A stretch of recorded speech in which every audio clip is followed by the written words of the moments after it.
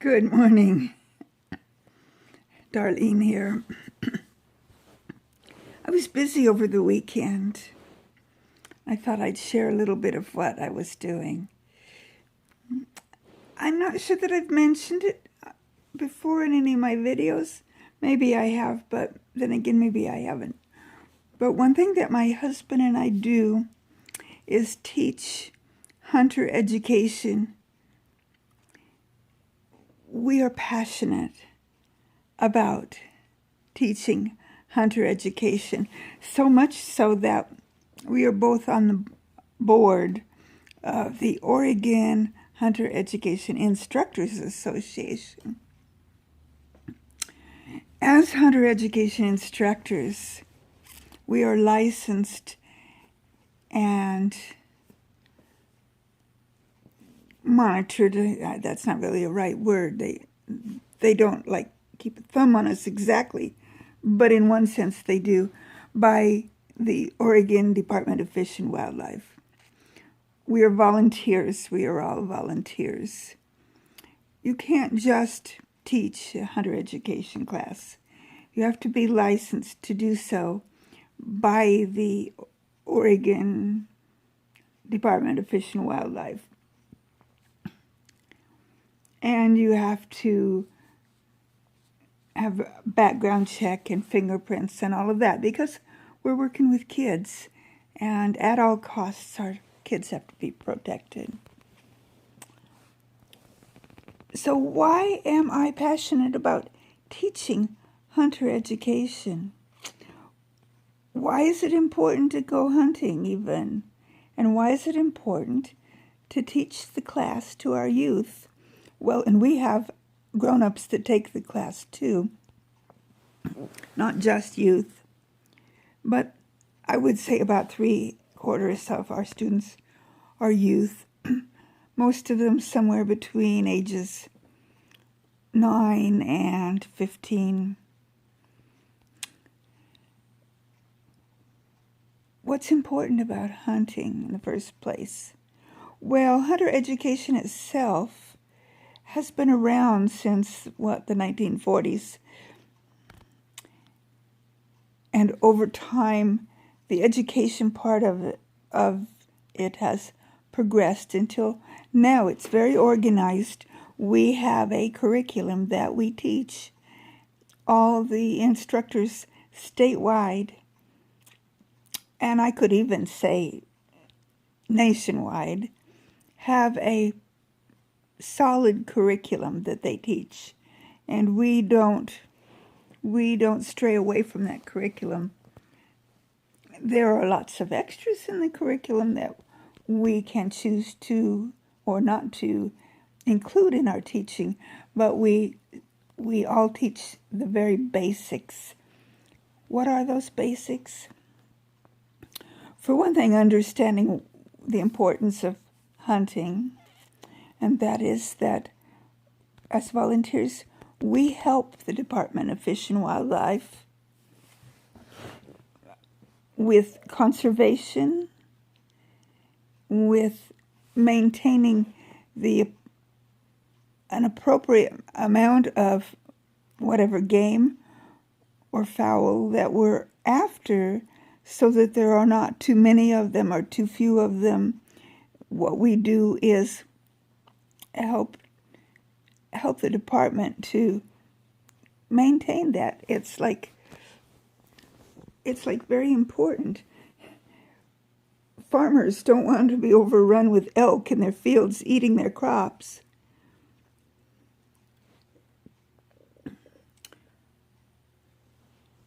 So the hunter,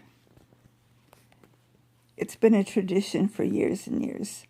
Way back before organized farming was even a thing, men were hunters. Well, women too. By men, I mean humans in general. It was a necessity to eat. And we know that wild game is a lot healthier than cattle that has been raised on a farm and given antibiotics and fed certain amount of grains and such that should not be a normal part of their diet. And yes, nowadays some farmers are getting into more healthy raising of their cattle. But our wild game, deer, elk, well, you name it, they naturally eat the right diet.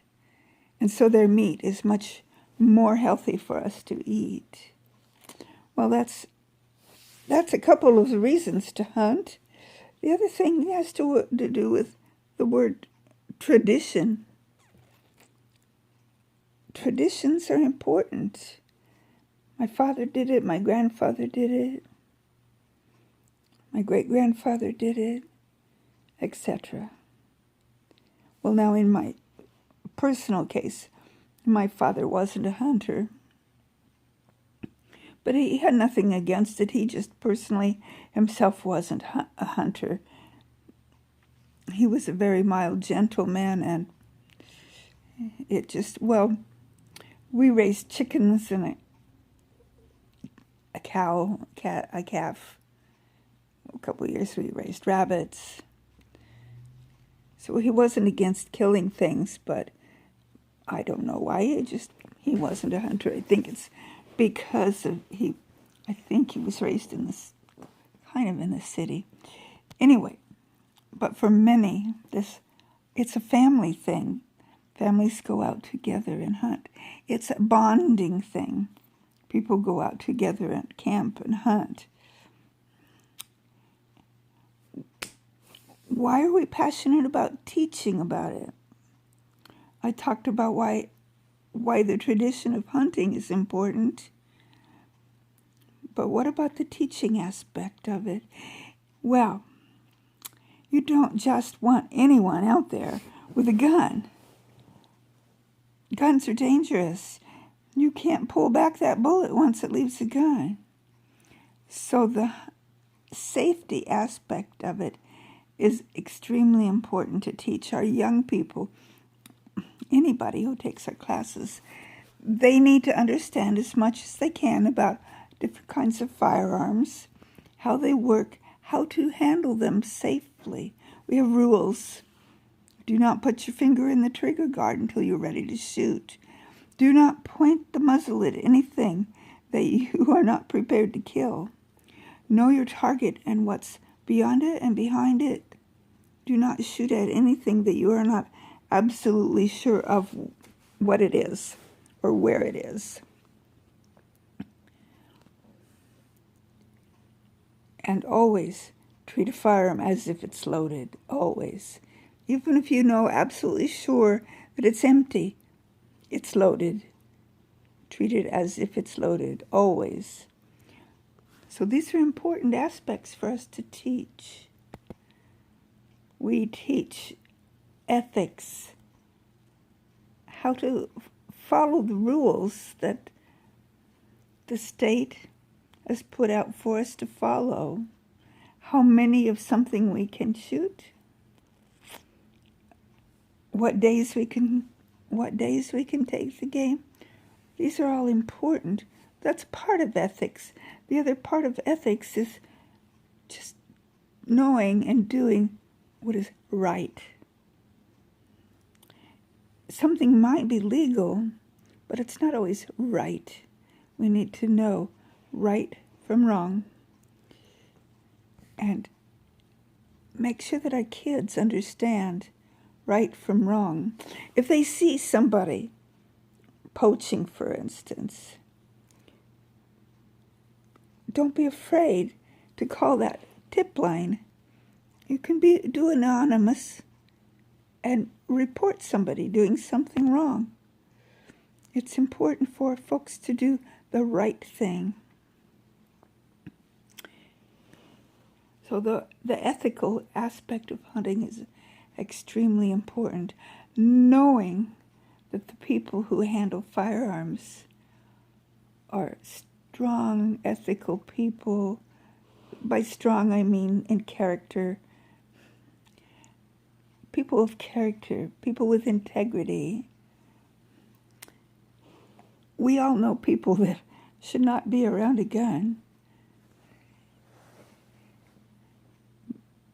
But we know lots of people who are very capable of being a responsible hunter, taking care, if we hunt on private property, being respectful of that property, being respectful of the people that own the property, having respect for the animal, making a clean, humane kill, never leaving something to just lay there and waste away, having a use for the animal, to put in our freezer or to give to places that give out food for people that can't afford food, or for the homeless. It's all part of it. Well, we teach like 16 hours worth of class. It includes an exam.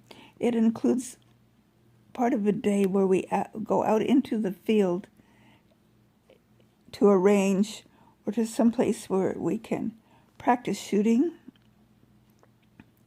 And actually, the students have a chance to actually handle a live firearm, and we observe and make sure they can do it safely. It's part of the class. They have to be able to do it. We're not concerned about how their marksmanship abilities. That isn't the point. The point is being able to handle that firearm safely. It's all part of it, and we're passionate about it. Well, anyway, I started to tell you about my weekend. The ODFW, the Department of Fish and Wildlife, put on a conference for the people they call area coordinators. Those are the people that kind of help oversee. They're also volunteers, and they help oversee those of us who are just regular instructors and not part of the organization of keeping everything going. And then there's the organization that I am on the board for, which is the instructors organization. The Department of Fish and Wildlife works closely with us. What we do is provide grants and support for instructors for things that they need over and beyond what the Department of Fish and Wildlife can provide for them. Anyway, we had this conference this weekend, and it's always great because we learn about the changes that are occurring. There's always changes in the laws. We learn about best practices in our teaching. We have a fun time being with other people who have the same passions that we do. It was just a good weekend. It was a good weekend. And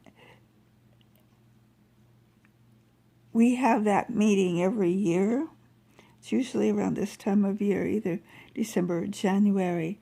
And then every other year we have a statewide conference, which is for all instructors.